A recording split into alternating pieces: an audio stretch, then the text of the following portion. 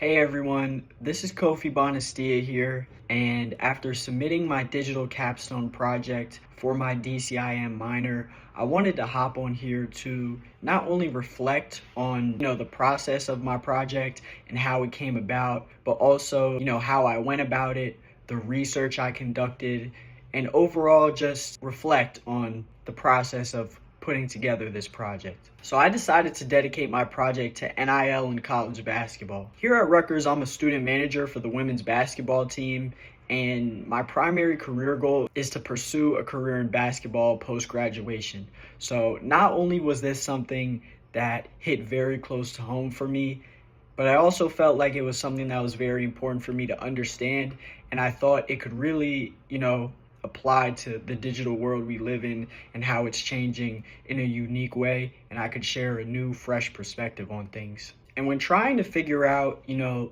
way I wanted to format this project, I had a couple of different ideas. I knew I wanted to speak about it and wanted to use my voice as well as different audio aspects. I wanted to speak over some music. And at first I wanted to go with a podcast, but I realized this is the type of project I feel like, especially with sports, that visuals would pair greatly with. So I decided to use the format of a YouTube video and kind of do a voiceover of different clips over the course of about 15 minutes.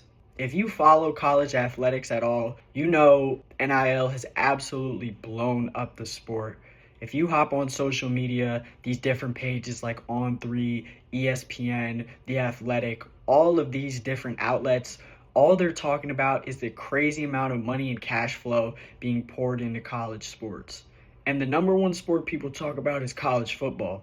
But for me, as someone in basketball and not only loves it, but is looking to pursue a career in it, I wanted to shine a light on not only how it's affecting college basketball overall, but specifically how female athletes are, really benefiting off this and using NIL, using the fact they can profit off their name, image, and likeness to do exactly that via social media, via brand deals, and how they have really added a new element to the space of NIL. And with all these huge numbers and different figures being thrown around in the sport, it's a bit different than these professional sports like the NBA, NFL, MLB, NHL. All of these contracts are very much public.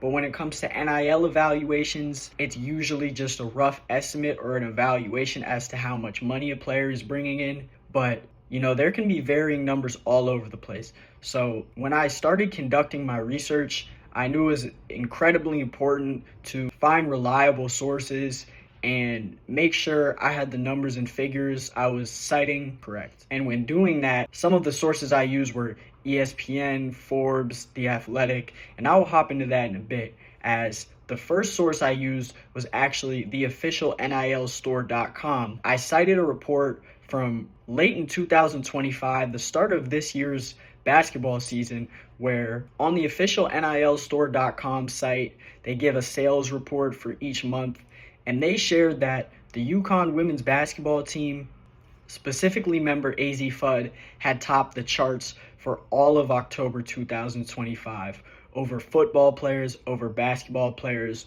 over anybody else.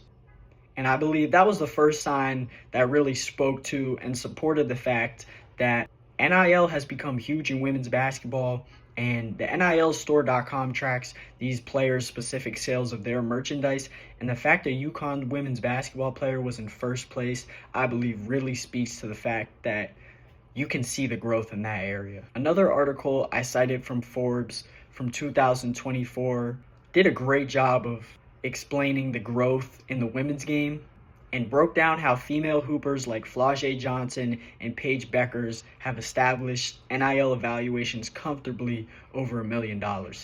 Forbes was a great tool, as well as I cited another article from there looking at some of the top men's evaluations, not only to put it in perspective, but overall I did want to touch on both sides of basketball, kind of while shining a light on the women's game, but I did want to make sure to, show both ends of it. And when looking at this Forbes article that showed the top NIL evaluations overall for men's college basketball players, I found AJ Debonsa of BYU topped the list with an evaluation over $4 million. I also found an official report that this year's Kentucky men's basketball program had a roster over $22 million. That was the cost of the roster, and that was an official NCAA report. As stated earlier, credibility was extremely important for me in my project and searching for numbers. There's so many different numbers and figures being thrown out there nowadays, and I wanted to make sure to, pinpoint as accurate as possible figures in this space. ESPN also had a great article on the growth of the women's game and some of the top NIL evaluations from this previous college basketball season, and it mentioned the growing marketability of women's college basketball. As quote, women outpace men on social media in follower count and engagement. And that right there plays a big part in how female athletes are able to profit. And while these numbers are essential to, me being able to tell this story in full, I also knew I had to include some firsthand accounts.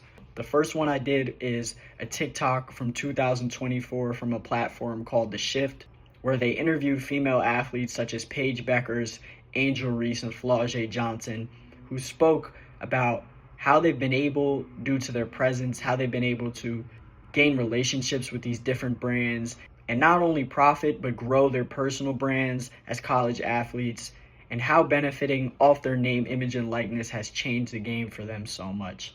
I also interviewed my colleague and director of basketball operations for Rutgers women's basketball, Alejandro Ramirez. Some of the biggest things in our conversation that Alejandro put an emphasis on, giving me an in-depth look at day-to-day operations, was the fact that one of the most important things in this day and age is maintaining and building a culture. Players may get carried away in their own brands or the money they're being paid by school A or school B. They might say, this school's offering me more, why would I go here? But he said in his work with not only Coach Ko, the school's previous coach, but the new coach, Coach G, Coach Gary Reedus as well, the importance of building and maintaining a culture. He also spoke on how nowadays every single dollar counts and the amount of agency it's given these young female athletes. I also cited an interview with the legendary Rick Pitino, who spoke with On3. He mentioned how, unless you are the first or second best player on a EuroLeague team, the rest of the roster, you can go to college and get paid a lot more money. He spoke on how that has elevated college basketball to an even greater level of play right now. And as for the women's game, the growth is very clear. I believe the biggest difference and the most direct connection to this DCIM project that I wanted to highlight was how in this new digital era, women's college basketball players are able to benefit off their name, image, and likeness and build these personal brands digitally. That, I believe, very directly connects to the digital world we are living in now and how it has changed over time. Because 5-10 years ago, this wasn't a thing. This wasn't possible for, all athletes, let alone especially these female athletes who may not receive the biggest payouts from their schools, especially compared to men's college basketball players and obviously the football players. But they are still earning some top dollar, and they're able to do that through their own creative lane, which has been, establishing their own personal brands, whether it's on Instagram, TikTok, whatever social media platform it is. Players like Caitlin Clark, Juju Watkins, Angel Reese, Paige Beckers have scored deals with Nike, State Farm, Gatorade, these huge companies. And they've done that not only by obviously being great players and showing their abilities on the court, but through social media, they have built their personal brands. I found an Instagram post from the Skim that had reported in the 2024 NCAA tournament, 4 of the top 5 most followed athletes in the tournament were female, and the top 4 were all female. Also, according to Boardroom, a sports business platform, NIL spending in women's sports is expected to more than double by 2027-28. Women's basketball is also drawing record viewership, which is only making it easier for these players to, not only have more eyeballs on them, but capitalize off this as well. The 2024 Women's Basketball National Championship drew over 19 million viewers according to ESPN, which was actually topping the men's final. As I said, I believe brands follow eyeballs, and the eyeballs are now on women's college basketball. I feel living in the digital world we do now, especially in this class, the most important thing I've learned and taken away is the importance of building your brand online and, truly the importance of separating yourself as an individual. That becomes harder and harder to do through this online space, as a lot of people like to act similar to each other. A lot of people, don't like to show so much, but this is so many people's first impression of you nowadays, and it is so important that you take agency of that and make sure what you are putting out there is an accurate representation of yourself that you believe in and one that speaks to your identity. I believe my project highlighting women's college basketball players directly connects to this, as they have done exactly that. And not only have they done exactly that, they have financially capitalized off of it.